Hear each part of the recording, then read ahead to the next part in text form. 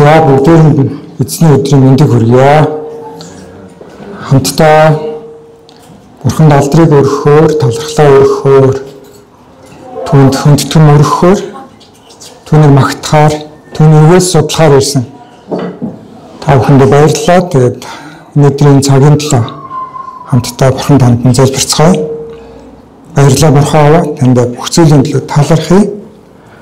Бидний гэсэн таны агуу хайрын төлөө баярлалаа. Бидний гинэмлийг үргэлж уучлж өршөөдөг таны агуу өршөөл нэгүслийн төлөө тань талархъя. Тань цагийг өөрийнхөө ариун сүнсээр удирдах өгөөч гэж гуйж байна. Хүний бүрт өөрийнхөө ухаал ойлголтыг илчлэлтийг өгөөч гэж гуйж байна. Тэгээд таны үгэнд тунхаглагдах болтугай эзэн Есүсийн нэрээр талархъя. Амен. За бүгдээ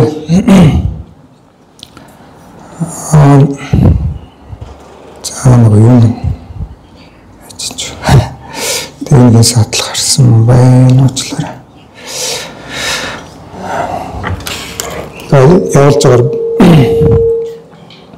Та би эрэг зарцаад уншиж эндээс нэгэн байсан юм алуулчих. За бид нэр Эстер 6 дахь бүлгийг уншиж байгаа. Судлахаар болж байгаа тийм. Тэгээ дөрвийн бүтэн санд Баатар ахлагч манд 2 дахь бүлгийн тухай ярилцсан. Тэгээ өнөөдөр үргэлжлээд 6 дахь бүлэг явах гэж байна.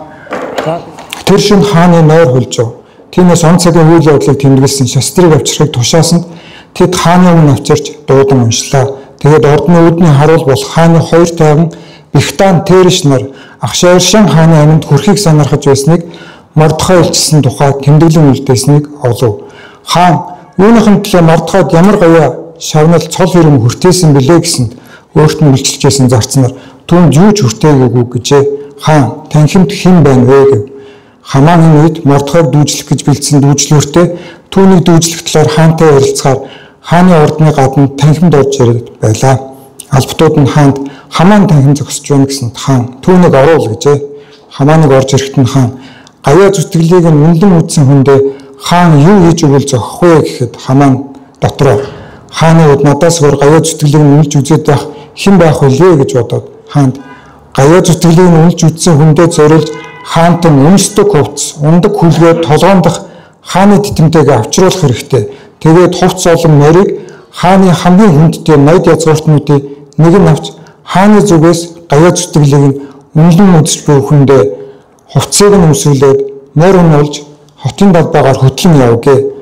Ингэхдээ хаан гавья зүтгэлийг нь үнэлэн үзэж буй хүндээ ийхүү андах болно хэмээн олонний өмнө зарлан явбал зохино гэлээ. Тэгэхэд хаан түнд өөрийнхөө хэлснээр хувцс болон морийг даруй авч хааны ихүүднээс суудаг Ихудай хүн Мордхайд тийм үйлд харин хэлсэн бүхнээсээ нэгийг ч орхигдуулж болохгүй шүү гэв. Хамаан хувцас морь хоёрыг авчирч Мордхайд хувцсыг нэмсүүлэн морийг нь унуулад хотын далбаагаар хаан гавья зүтгэлийг нь үнэлэн үзэж буй хүндээ ийхүү андах болно хэмээн өмнө нь зарлаж явлаа. Тэгээд хааны ихүүд рүү Мордхай буцаж харин Хамаан толгоогоо бүтээн гашуудсаар авиалдах гэрлүүгээ яран удваа. Хамаан өөрт нь тохиолдсон бүгдийг эхнэр Зээриш болон амт нөхдөдтэй бүгдд нь тоочин ярьжээ. Тэгэхэд түүний мэрэгэн нөхөд болон эхнэр Зээриш нь чамайг доролтуудад ихсэн Мордхай Ихүдэ удмын хүн юм бол чи түүнийг дийлэхгүй. Түүний өмнө унаж дороотох нь гарцаагүй гэж түүнд хэлжээ. Тэднийг Хамаантай ийхүү ярьж байхцаар хааны тайвнууд хурч ирээд Эстерийн бэлдсэн дайлгад авч явах гэж түүнийг яарууллаа гэж. За тэгээд энэ бүлгийг бүхэлд нь харах юм бол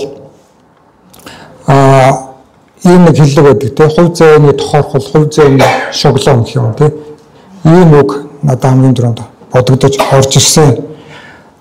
За тэгээд эхний энэ ишлүүдийг харах юм бол эндээс бид нэр юг харж болох вэ гэхээр бид нэр өмнө үзчихсэн Даниэл, Михмэ, Изра номнуудаар гарч исэн хаадын зүрх сэтгэл Бурхан яаж ажилтдаг юм бэ гэдэг энэ зүйл бодогдсон. Тэгээд яг энэ төстэй агуулгын төстэй энэ үйл явдлууд тэр номуудаар гарч ирснийг бид нэр хамтдаа үзчихсэн тийм. Тэгээд бүгдээрээ тэр өөрөөр хэлбэл сургаалт төгс 21-ийн 1-ээр гардаг. Хаадын зүрхийг бол Бурхан хатгах гэдэг. Хаадын зүрх бол түүний гарт урьдчаа гол мэт байдаг хүссэн зүрхээ хаашаа явуулмаар амт зүрхээ бурхан урсгадаг гэж хэлж байгаа. Тэгээд тэгвэл энэ нь бас юу гэсэн үг вэ? Аливаа энэ хаан удирдагч ерөнхийлөгч байна тэр бүх хүмүүсийн гаргаж байгаа шийдвэр болгоно бурхнаас байдаг гэсэн үг биш. Тодорхой оролцох үедээ бурхан оролцох үедээ тэр хаадын зүрх сэтгэлийг ингээд онцгойгоор хөдөлгдөг юм ямар нэгэн байдлаар ингэж яадаг. Тэр одоо бүр эсрэг талаар фараоны зүрхийг хатууруулжсэн тийм үү. Тэгэхээр бурхан хаадын зүрх сэтгэлд яаж ажиллах гэхийг бол бид нар таашгүй. Тэгээ бурханд авчсан тэр эрх мэдэл, тэр хүч чадал, тэр боломж нь бол байдаг гэж байна. Тэр шиг яагаад ч юм ах шиг Оршин хааны нойр нөлдсөн байна тий. Тэгээ нойр нөлдсөн хаан одоо тэр үед одоо дэлхийн тэргүүн эзэнт гүрний хаан байж байгаа шүү дээ. Түүнээс том эзэнт гүрэн тухайн үед дэлхийд байхгүйсэн. Тухайн дэлхийн хамгийн том эзэнт гүрний нойр нөлдсөн хаан одоо өөрийгөө зугаацуулахын тулд юу хийж болох вэ? Тэр шастар авч уншихаас өөр олон юм хийж болно шүү дээ тий. Одоо бүжигчин дуучдаг, дуудаж авчирдаг юм, архит арсан цухтууддаг юм одоо өөр юу гэдэг. Тэгвэл яагаад ч нойр нөлдсөн, яагаад ч тэр шастрыг авчирч уншуулахыг тушаасан. Тэгээд тэр шастар уншиж байгаа явцад яагаад ч яг тэр Мордхай өөрийнх нь эсрэг хуйлдаа нөгөө ордны харуулах хэрж одоо хаан бодол хажуугаар мөрдөг байлгүй дээ. Тэгээд тийм тэр хааны амь насанд халдах тийм боломжтой учраас тэр хоёр таахан хүн тэр санаархлыг тээжсэн баг тий. Тэгээд тэр амь насыг ингэж хамгаалж ирсэн гэдгийг ингээд тогтож барьж авч үлдсэн. Тэгээд бас асуулт асуусан тий. Уншаад за нэг Мордхай нэр тэгсэн шүү гэд өнгөрчөөгүй тий. Тэгээ Мордхай тэгвэл ямар шагнал өгсөн юм бэ гэд хаан асууж байгаа. Тэгээ ямар шагнал өгөөгүй гэдэг нөгөөдөл мэдчихсэн байна. Тэгээд гайхалтай нь яг тэр танхимдын өмнөг асуусан чинь ахаал нь хувь зээний тоглоом шахуурхлаа гэх юм уу. Хамаан тэр үед яг муу санаагаа хэлэх гээд хааны үдэнд ирсэн байж. Тэгээд хамаан орж ирж таарсан тийм. Тэгээ эндээс юу орж болох вэ гэхээр түрүүний хэлээд байгаа. Бид нар урд нь үзчихсэн юмнуудаар зөндөө хэлжсэн. Бурхан бол цаг хугацааг түүхийг захирахдаг, хаадын зүрх сэтгэлийг захирахдаг. Бурхан энэ бүгдийн дээвэр эрх мэдэлтэй байгаа гэдэг ийм зүйл байгаа. Тэгээд энэ нөхцөл байдлыг дамжуулаад нөхцөл байдлыг оронгоор нь эргүүлж байна тийм үү. Тэр шин нойр үлдсэн хааны энэ нойр үлдсэн төдийг ингээд нөхцөл байдал тэр Перс амьдарч байсан Ихүдэчүүдийн хувьд бас энэ Хамаан гэдэг хүн түүний гэр бүлээд оронгоор ингээд эргэж байгаа ийм зүйл болж байна. Тэгээд энэ нь болохоор Бурханы оролцоог байсан бол хизээж болохооргүй ийм зүйл байгаа. Бурхан оролцсон учраас энэ зүйл тохиолдод Бурхан оролцсон учраас сүүл даруун бүлгүүд дээр гарна те хаан гаргасан зарилгаа хүчингүй болгосон ийм зүйлүүд болж байгаа. Тэгээд нэгэнд хаан гаргасан хааны зарилга бол ер нь бол маш онцгой тохиол гайхамшиг тохиолддог юм бол хизээч тэгж буцаж нөгөө хүчингүй болно гэдэг тийм зүйл дээрүүд бол байхгүйсэн ба. Тэгэхээр бид нар эндээс Бурхан бол бүх нөхцөл байдлын дээвэр байгаа гэдгийг өнөөдөр хамтдаа сайн санаж авцгаая гэж бодож байна. Тэгээд энэтэй холбоотой төрдөг нэг хүмүүст төрдөг нэг асуулт бас байдаг санагдсан надад. За Бурхан тэгвэл ингээд тухай Персээс Ихүдэчүүд ингээд гайхамшигтайгаар аварчжээ. Бурхан тэнд бол ажиллаа хийсэн юм байна. За тэгвэл одоо миний амьдралыг харалтаа гэдэг ч юм уу тий. Миний амьдрал яагаад юм байгаа юм бэ? Миний амьдралд яагаад ингээд араасаа ингээд энэ нөхцөл байдлууд ингээд дуусахгүй байгаа юм бэ гэдэг ч юм уу тий. Ийм асуултыг хүн тавьж болох юм. Яагаад ингээд одоо нэг томлог томроор ярих юм бол хороочмын зовлонт цад холоогүй гэдэг шиг баг. Хэрвээ амьдрал яг хүн амьдралынхаа яг тийм улирал дондор, тийм өдрүүд дондор явж байгаа бол ингээд өөрөө ирэхгүй хашгирнаар одоо баг Бурханд гомдлмоор ч юм уу тий. Бурханд хааччваа байна уу андуур гэж хашгирмаар юм шиг тий. Тэгээ энэ түүхийг уншихаар ингээд та ингээд гайхамшигтайгаар оролцдог гэх юм аа. Бүх дээд эрх мэдэл танд байгаа гэх юм аа. Тэгээ миний амьдралыг та харалтаа гэдэг ч юм уу. Тэгэхээр хүн өөрийнхөө амьдрал дээр ингээд нөхцөл байдал хүнд хэцүү болоод ирэхээр энэ асуултыг асуудаг байна. Тэгэхээр энэ дээр Бурхан мэдж байгаа. Тэгээд хинч тэр одоо Бурхан бол ингэж бас хэлсэн. Өөрт нь итгэдэг хүмүүсийг бол энэ гашуун давс шиг одоо юу гэдэг гашуун юмудаас тойруулна энийг туулахгүй гэж амлаагүй. Эсвэл би өөрт нь итгэмжтэй үйлчилж байгаа тэр дагалдагч нар бас энэ бүхнээс хамгаална гэж хэлээгүй те. Хүний амьдрал тохиолддог миний амьдрал тохиолж байгаа зүйл бус хүний амьдрал бас тохиолж байгаа. Тэгэхээр бус хүмүүсийн амьдрал тохиолж байгаа тэр зүйлүүд миний амьдралд бас тэр муу мухай зүйл нь бас тохиолдож болно. Тэгэх юм бол энэ бурхан зөвшөөрсөн учраас миний амьдралд тохиолдсон байна гэсэн үг. Тэгвэл одоо энэ зохиолч үед бид нар одоо хамгийн түрүүнд бидний төлөв хүн чанар юу гэвэл энэ нөхцөл байдлыг бушуун шиг салахынсан гэж үздэг. Тэгээ би нөгөө түрүүчийн ном дээр ярьжсэн нэг гарт өрөөс ч юм гарч юм бинд өрөөс орсон. Тэр нь авж ээж нэг гоё яадаг ш. Тэгэхгүй нэг бүр ингээд байцуулахгүй байдаг. Энэс энэ өрөөсөөс бушуун салахынсан гэж хүн хүсдэг байна. Тэгтэл энэ өрөөс энэ гашуун зүйлүүд биднэрт ямар нэгэн тодорхой зорилготой зөвшөөрөгддгөө гэж бас би түрүүчийн дээр ярьжсэн. Тэр зорилго нь юу гэвэл одоо Петр номноос би асуулцажсэн тэр итгэлийн шалгуур байгаа. Тэгээд энэ нь хэнд хэрэгтэй юм бэ? Биднэрт өөрсөнд маань хэрэгтэй. Яагаад гэвэл бид нэр өөрсдөө заримдаа өөрсдөө хуурцсан явж явах боломжтой учраас. Тэгвэл энэ зорилгоор дамжуулаад миний энэ итгэлийг Бурхан надтай хамт туулаад гарна. Бурхан надад энэ зохиолцсон зүйлийг мэдж байгаа. Бурхан надад маш хайртай. Бурхан надад үрэл санаа тавьдаг.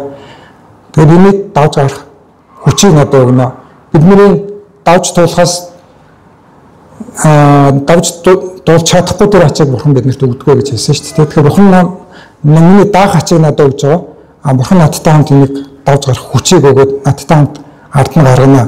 Тэгээд би энэ бүхний ард гарсан эргэж хараад би итгэлийн үед нэг шат өссөн байх болно. Би Бурханы нэг гэрчлэл илүү болсон байх болно.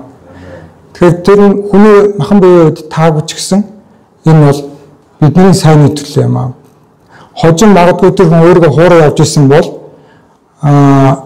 би итгэсэн ингээд бодоо явж исэн чинь үүний хэрэг дээрээ яг авардаг амьд итгэл биш байсан байвал яг хөө тэгэхээр тэр амьдрал тохиолж байгаа тэр гашуун хэцүү нөхцөл байдлаар дамжуулаад Бурхан биднийг итгэлээ нэг шалгаач, өөрийгөө нэг шалгаач, стресс тест гэж нэг ярьдаг те.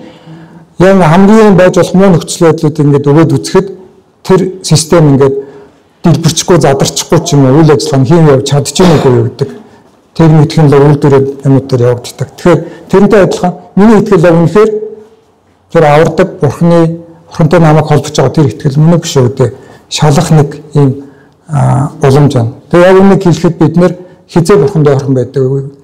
Хизээ бидний Бурхандаа илүү хашгирдаг байвал яг энэ үед хашгирдаг ба. Тэгээд энэ үедээ бид нараас өөрсдөө тестэлж бол магадгүй би өөр хэн нэгэн рүү хашгирч иж магадгүй, өөр хэн нэгэнд найдаж магадгүй те. Өөр ямар нэгэн юм руу найдаж юм, хүн рүү найдаж иж магадгүй те. Тэгэхээр миний яг найд дээр энэ үед хэн дээр байгаа юм бэ? Хаана байгаа юм бэ? Юунд дээр байгаа юм бэ? гэдгээ олж харах. Ийм нэг цаг хэдийгээр амаргүй ч гэсэн цаг үе байх нэ. За тэгээд оронгороо иргсэн гэж хэлж байгаа. Хамаан ба Мордехай гэдэг энэ хоёр хүний амьдрал те. Түрүүчийн бүлгүүдээр харж байхад Хамаан бол ингээд дээшээ яваад ирсэн те. Хааны хамгийн одоо эзэн зүрнээр баг хурдууран болсноо яасан. Ингээд дээшээ одоо бүх их мэдлэлтэрнүүд ингээд яваад байгаа. Мордехай гэдэг хинт ч мэдэхгүй нэг тэнд ямарч нэг үүдэн суудаг байсан нэг их өдөө хүн байгаад ирсэн те. Тэгээд тэр бузар санаархлаа одоо их өдөөчүүдийг хүүс тэмдэхгүй хомруулан одоо юу үнцээр хүүхэд багчуудгүй бүгднийг устгах гэж байгаа шүү дээ. Тэгээд энэ санаархал энэ төлөвлөгөө Бурхны оролцоотойгоо ингээд нурам унж байгаа, ботрон унж байгаа энэ хэсгүүд ингээд одоо гарч эхэлж байна. Тэгэхээр ямар үед тэгвэл Бурхан ийм байдлаар ажилтдаг юм бэ гэдэг хэдүүлээ харъя. За сургаалт үгс 34-ийн 12-оос бүгдээрээ биш дуулал 34-ийн 12-оос харъя.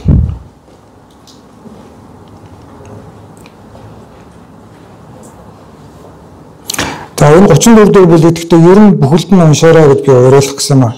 Бидний сайн мэддэг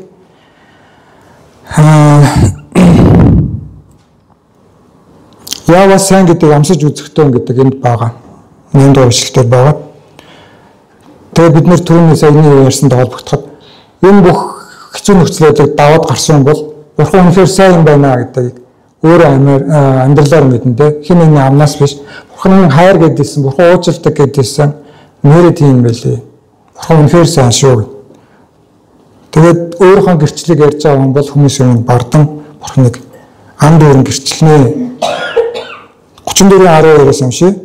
Амьдралд хэн тэмүүлж байна вэ? Алив сайныг үзхийг хэн хүсэж байна вэ? Хил амаа чи бузар муугаас сэргийл. Уруулаа чи залжин ярианаас хамгаал. Бузар муугаас эргэж сайныг үлд. Амар тайвныг ирлхийл. Араас нь мөшиг. Яавгийн мэлний зүвтийг харна. Сомор юугаа хашхраанд нь хандуулна.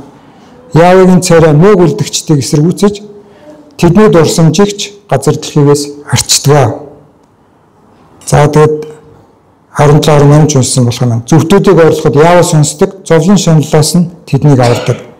Имтэрсэн зүрхтэй хүнд яава орхон цөхөрсөн сэтгэлтнийг тэрээр авардаг. Тэгээд энэ дээр тэгэхээр бурхан залбирлыг сонсдог, бурхантай хамт байх, бурханы мэлмээ наа үргэлж харж ах тэр нэг нөхцөлийг энэ дээр хэлсэн байна шүү дээ, тий. Хил амаа чи бузар муугаас сэргийл, уруулаа чи залжин ярианаас хамгаалаа гэж. За одоо яг энэ ишлэгийг бидний санаа уншсан ишлэгийг 1-р Петр дээр 1-р Петр 3:8 дээр 10-аас эхлээд иш татсан байна. За тэгээд 10-аас нь уншихгүй 8-аас нь уншия. 1-р Петр 3:8 дээр нэмж хэлэхэд та бүхэн санаа нэгтэй өрөвч, эмрэнгүй, ахад үсэг, өршөөнгүй, даруй байгтун, мууг муугаар буу хариул, доромжлын авид бүү доромжил. Та нар ерөөлөг үйлхэнд төлөө дуудагдсан хүмүүст бол харин ч ерөөж бай гэд. Тэгээ саяны хэлсэн ишлүүд орж ирж байгаа. Тэгэх юм бол бурханы мэлмийн юм нэг харж идэг юм аа, залбирлыг нь сонсч идэг юм аа гэж хэлж байгаа. Мартахад яагаад бурхан тэр нөхцөл байдлыг оронгоор нэрвэж аврах болоо. Тэгвэл энэ бурханы энэ таалдаг, бурханы хүсдэг, хүмүүс хүсдэг энэ зүйлүүдийг магадгүй хийсэн баг те. Хамаан яагаад тэр бурханы уур хилэнг хүртээд өөрийнхөө бэлдсэн дүүжлэлт өөрөө дүүжлэлт болоо. За даруй бүлэгтэр гарна л та. Тэгэхээр тэгээд энэ олон юм одоо энэ бүлэг дээр бол олон юм ингээд шившиг болоо явж штэ. Тэгэхээр яг энэ бурханы үзий яддаг энэ зүйлүүдийг сэдэж хийдэг учраас. Тэгэхээр бид нэр энэ биднэрт өнөөдөр биднэрт ямар хамаатай байвал яг адилхан те. Бид нэр итгэсэн аварсан юм чи одоо яах вэ? Яаж амьдэрсэн чи яах вэ гэдэг тийм зүйл биш. Бидний бурхан ариуслал руу дуудсан гэдэг байгаа тийм. Тэгэхээр бид нэр энэ бурханы биднээс хүсэж байдаг Петрийн Илч Петрээр дамжуулаад биднэрт сануулад байгаа. Ийм хиймийг хийгээд байх юм бол, ийм хийхгүй байх юм бол та нарын дээр бурханы мэлмээ байна. Бурхан сонироо та нарын залбиралд хариулнаа. Бузар муугаас эргээ сайныг үл, амар тайвныг хэрэглүүлээ, араас нь мөшгөө гэж хэлсэн юм. Тэгэхээр энэ нөхцөл байсан учраас энэ байдал оронгоор эргэжээ. Тэгэхээр бидний хувьд гэсэн энэ бол боломжтой. Бид нар магадгүй шудраг босоор зовж байгаа байж магадгүй тийм. Ажил дээр янз бүрийн асуудал үүссэн байж магадгүй. Эсвэл одоо гэр бүлд янз бүрийн харилцааны асуудлууд үүссэн байж магадгүй. Эхнэр нөхрөө хооронд үйл ойлголцол үүссэн байж болно. Өөр хүүхдтэйгээ үйл ойлголцол үүссэн ч байж болно. Тэгээд одоо хүүхдэд өсвөр наснд ирэхээр янз бүрийн асуудлууд үүсдэг. Тэгээд одоо өөр юу гэдэг ингээд янз бүрийн ингээд нэг хүнд хэцүү дарамт нөхцөл түрүүний нөгөө эхний хэсгээр ярьжсэн шиг тэгээд одоо үр зээлийн дарамт гэдэг юм, эрүүл мэнд өвчний дарамт гэдэг юм юу гэдэг ингээд энэ үед Илч Петрийн биднэрт хэлээд байгаа шиг энэ зүйлүүдийг мөшгөөд энэ зүйлүүдийг мөрдөд явж авах юм бол бурхан биднэрт ойрхон байна. Бурхан бидний залбирлыг үргэлж сонсч хариулах болно. Хүний мөн чанар бол чинь тэр муугаар бүү хариул гэж чинь доромжлоо бүү доромжлоо гэж байна тийм. Харин бид нар бол тэгж тэр болгон чаддгүй. Бидний төлөв мөн чанар маань бол хариуг нь өгөндөө нөгөө шүдэг шүдээр нүдэг нүдээр гэдэг шиг. Одоо зүгээр замын хөдөлгөөн аваад үзэхэд л тийм байгаа шүү дээ. Одоо машин барьж байгаа, машинаа парклж байгааг нь одоо сүүлд одоо скутер юмуд нэмэгдчихлээ. Тэрийг харахаар ингээ баг бөлж цутмаар явж байгаа хүмүүс ихэд. Тэгээд бид нэр тэр хүмүүс тийм байлж гэсэн хариуд нь яг тэд нар шиг ингэж арзганж ас хэрэггүй гэдгийг бид нэр сануулж байна. Бид нэр ажил дээр нь магадгүй шудраг усаар хилмигдүүлж зовоож иж болно. Энэ дэлхийн хүмүүст бидний гаргаж байгаа бидний юмд хандж байгаа хандлагууд олон талаар таалагдахгүй магадaltaй бидний үнэт зүйлүүд өөр учраас тэгээд бидний хил дээр гоочж магадгүй, шоолж магадгүй, хавчиж магадгүй, яаж магадгүй. Тэгээд тэр бүх зүйлүүдийг бид нэр муугаар хариулахгүй, доромжлоор хариулахгүй байх. Энийг бид нарт тооц. Яагаад гэвэл биднэрт өгдөх шагнал нь агуу учраас. Тэр шагнал нь хинээс ирдэг вэ? Бурханаас ирэх учраас тий. Хүмүүс биднэрт хизээч Бурхны өгч чадах тэр шагналыг, тэр гайхамшигтай зүйлүүдийг, амь амьдралыг, мөнх амийг өгч чадахгүй. Тийм болохоор бид нэр энэ зүйлийг бодолтой ингээд тэгээд явж байвал нөхцөл байдал ямар ч муу байсан энэ зарчмуудыг мөрдөө явж хахад нөхцөл байдал нэг л өдөр оронгоор ирэх бүрэн боломжтой, бурхан боломжгүй зүйлүүд байхгүй. За тэгээд хамаа тэр эцсэндээ ч юм одоо ялангуяа тэр өөрхөн сэжжсэн зүйлүүдийг анх Яхудичуудыг бүгд юугаар нүлэглээ. Үндснээр нь хомрлоо устгана гэдгийгсэн санаархлын ч юм уу. Яг нь Мордхайг бүр ингээд дүүжлэндээ гэдэг санаархлын мэдчихсэн хүмүүс хамааныг тэр урд нь хөтлөөд тэгээд ингээд нэг зарлан тонхлоод явж байгаа харсан бол одоо нэг хөхнээд нэг өрөө дотроо ингээд басаад тавлаад баг ингээд доош нь яваад яаж байгаа шүү дээ. Тэр хамааныг хардаа гэдэг магадгүй өчигдөрхөн самшраг үүжсэн гэж магадгүй. Тэгээд тэрнээс маш хийцэн байж магадгүй. Тэгээд гашуудсан гэж байгаа байхгүй. Гэхдээ тэр гашууд нь бол хэрэг одоо тэр нэг олон юмд шившиг боллоо даа гэсэн гашууд л байсан бол тэр нэг зөв гашууд биш байсан тийм. Маргааш нь амин нэгтгэж байгаа шүү дээ нүуний. 7 дугаар үлээ дээр буюу маргааш нь. Тэгэхээр бид нэр бас ийм нэг зүйл байгаад байдаг. Бид нэр нөгөө яг юу чухал вэ, юу чухал биш вэ гэдэг дээр түрүүнээс одоо амьдрал янз бүрийн асуудлууд байж болно тийм. Тэгэхээр тэр юмудаа ингээд түүртээд автаад энэ ч тийм байна, энэ ч юм байна, энэ ч юм байна гэдээ яваад идэг. Тэгээ яг гашуудах хэвээр юм дээр гашуудахгүй. Би одоо шившиг болчлоо л гашуудаад идэг. Одоо нэр нүрээ барьчлаа хүмүүсийн ингээд. Тэгээ магадгүй бас тийм хүмүүс байж болно тийм. Олон нэр алдар танил болсон. Нөгөөдөг чи Есүсийн цуглаанд явж байдаг гэвэл хүмүүс пропаг ингээд тэр хэл гаргаж хилдэггүй ч юм уу тий дотроос гэр чимээхэн шүтээд явдаг ч юм. Тэгээ нөгөө эсвэл янз бүрийн юм үдэж болно. Тэгээд ерөнхий асуудлыг ярих гэдэг байна. Тэгэхээр бид нэр хамгийн нэгдүгээрт нь тавих зүйл яг юу вэ? Би өнөөдөр маргааш амьд үлдэх үгүй юу? Би өнөөдөр миний ам нэхэгдэхэд би Бурхны өмнө очиж зогсоод нөгөө аль талдаа гарах вэ гэдэг энэ зүйл чинь бид нэр хамгийн түрүүнд санаа зовх юм. Тэр одоо нийгэм тулгарч байгаа нь олон асуудлууд яг санаа зовх асуудлууд мөн ч гэсэн эхлээд бид нэр тэр асуудлаа шийдсэн баг.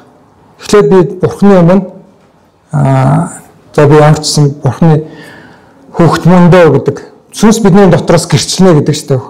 Ариун сүнс үнний дотор үнээр байгаа бол чи Бурхны хүүхдээ чи аврагдсан. Бурхан чиний гин нүдээр уучлсан гэдэг тэр гэрчлэл бидний дотор байна. Бидний дотор тийм нэг айц санаа зовмод эргэлзээ юу гэдэг тийм биш.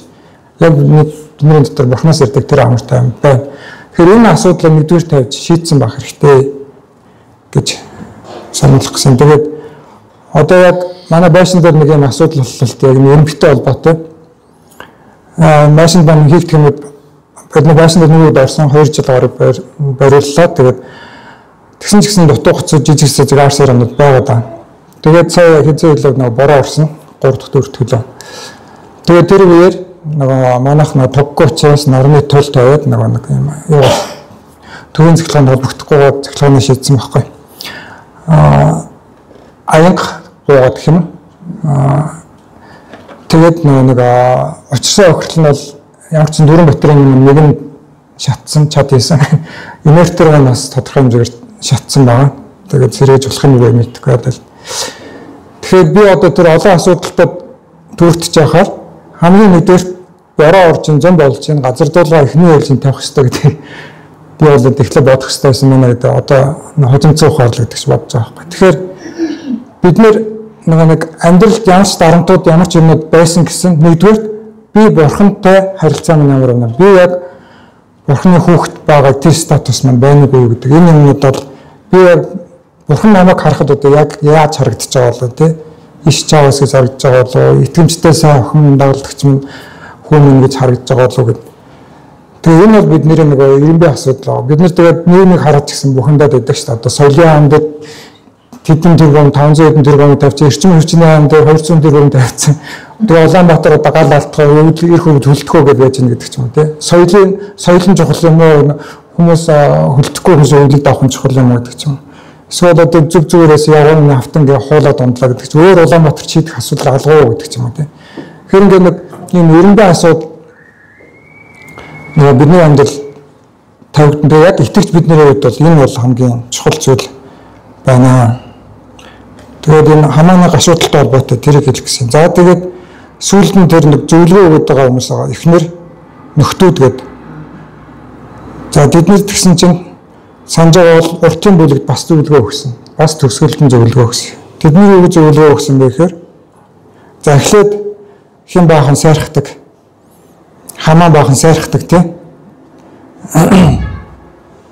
Аалж.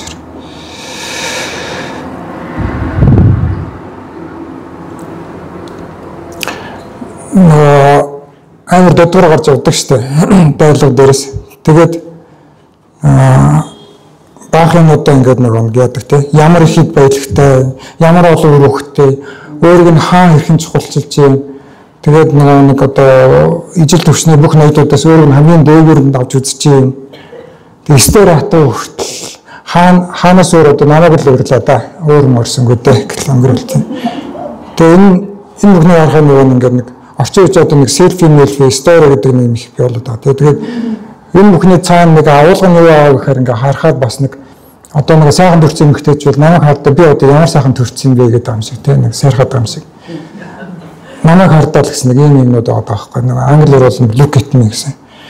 Одоо эсвэл одоо нэг ингэж аял зугаалж ингэж явж байгаа ч юм. Нэг хүн ингээ бусдад тэр хүн дундаа ингээд сайхан байгаад залуу насндаа сайхан байгаад өнгөрөх ч юм уу. Тэр хүн дундаа гоё аялаад өнгөрөх ч юм уу. Нэг гоё байгаад өнгөрөх. Заавал бусдад нэг харуулмаар байдаг юм гэдэгтэй. Тэгэхээр нэг юм тэр боломжийг одоо сошиал гэдэг юм өгчч тийм. Тэгчээд энэ эхнэр хүүхдүүдтэй ингээ байх юм ярьсан шүү дээ. Тэгсэн чинь өнөөдөр намайг уурлаа. Маргааш ч бас намайг хамтдаа юу л уурлаа гэл. Тэгсэн чинь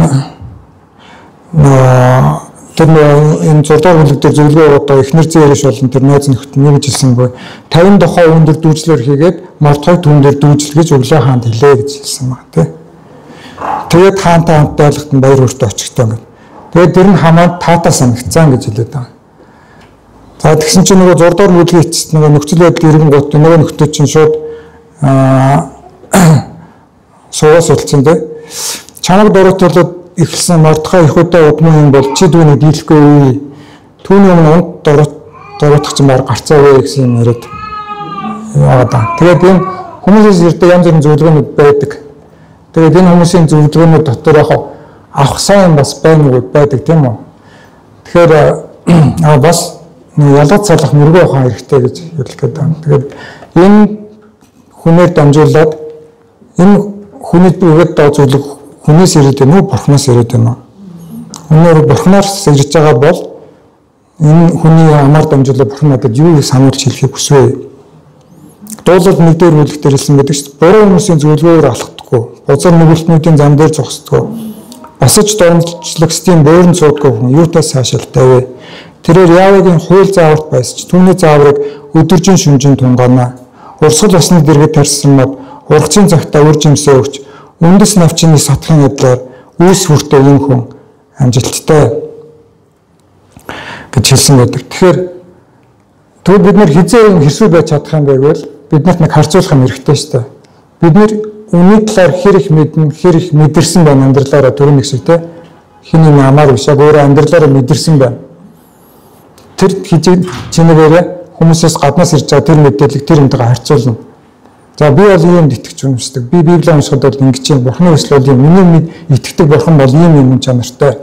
За энэ үнээс бурхан ийм нөхцөл байдалд бол ингэж хандаарай гэж хүмүүст хэлсэн байдаг.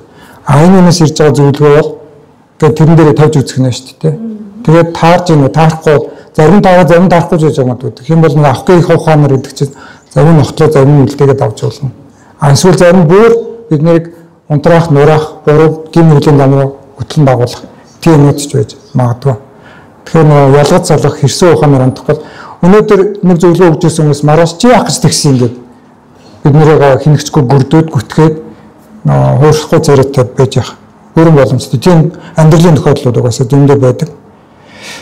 Нөгөө талаас яг Бурхны үг бас заримдаа хүмүүсийн амар хэлэх тохиолдол байдаг. Тэр үед ямар асуудал байдаг вэхээр нэгэнд хэлбэржээ тогтцсон үжил бодол, хандлага уу гэдэг тийм ертөнцийн одоо нэг бүхэн тогтцсон гэх нэг цементчсэн хүн чинь тэр нэг чи нэг юм өөрчилж өчөө гэдэг нэг хэлэхээр хатанд байгаад яваад цемент юм чам хатанд байгаа явцдаг тийм. Тэгэхээр тэр зөв зөвлөгөө орж ирэх юм бол тэрийг хүлээж авах даруй зүрх сэтгэлтэй байгаад магадгүй тэр зөвлөгөө өгж байгаа нь таны хэмжүүрээр таны нүдэн нэг тийм сүртэй ийм итээр надад зөвлөдөг гэдэг ч юм уу тий. Одоо нэг хэмжүүрээд байгаа шүү дээ тий. Тэгэн гот өөрөө нэлийн дээгүүр нөгөө нэлийн доогоор харагдаад байвал нөгөө наанаас гарч байгаа үг $8 наалтахгүй байж магадгүй учраас даруй зүрх сэтгэлээр энэ үнээр дамжуулаад бурхан надад үгээ хэлж магадгүй гэдэг энэ юм бол итгэж бид нарт бас санах ёстой зүйл болоо гэж бодож байна. Тэгээд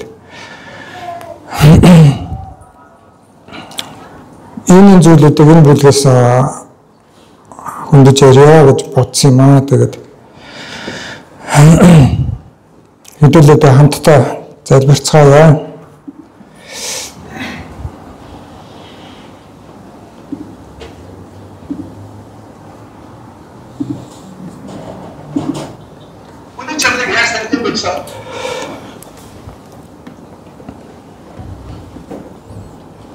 За бурхаа баярлалаа. Өнөөдрийн таны үгээс хамтдаа бид нэр суралцаж ойлгох зүйлүүд төр талчлтыг өгөөрэй.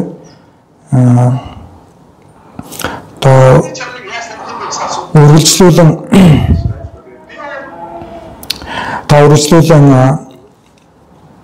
Цоломон ахын дүүсийн дотор миний дотор энэ бүлэгтэй холбоотой нэмэлт илчлэлүүдийг ч гэсэн та өгөөрэй гэж гуйж байна. Нэмэлт ойлголтуудыг ч гэсэн өгөөрэй гэж гуйж энд дурддагдаж яриадаг тэр зүйлүүдийг бас өгөөрэй гэж гуйж байна. Тэгээд бид нарыг та үнэхээр аливаа нөхцөл байдалд цаг үргэлж танаас зуурдаг, танд найддаг байхад туслаарай.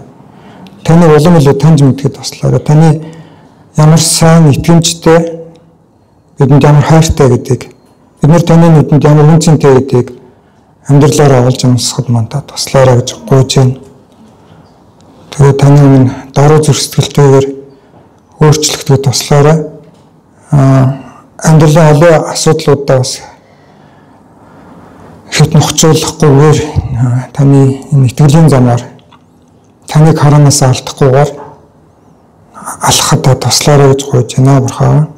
Хүмүүсээс ирэх зөвлөгөөнүүдээр ч гэсэн танаас ирэх тэр дээрээс ирдэг мэрэгэн ухаанаар хандхад туслаарай. Ялгаж салгах хэрсүү байдлыг та өгөөрэй гэж гуйж байна. Тэгээд бидний дотор та өөрчлөгддөг махан зүрх сэтгэлийг махан зүрхийг бий болгож өгөөч гэж гуйж байна. Мэдэрдэг, хүлээж авдаг, өөрчлөгддөг энэ зүрх сэтгэлийг өгөөрэй. Бидний тэр зүрхийг чулуун, хиймэл, хатуу тийм зүрх сэтгэл бий болгож өгөөрэй гэж гуйж байна. Тэгээд таны нас бүх бид нар бүгдээрээ итгэлээ шалгахад туслаарай. Тэгээд аливаа сорил бэрхшээлүүдийг үргэлж таны хүчээр тантай хамт туулж гардаг болоход та туслаарай. Есүсийн нэрээр залбирлаа. Амен.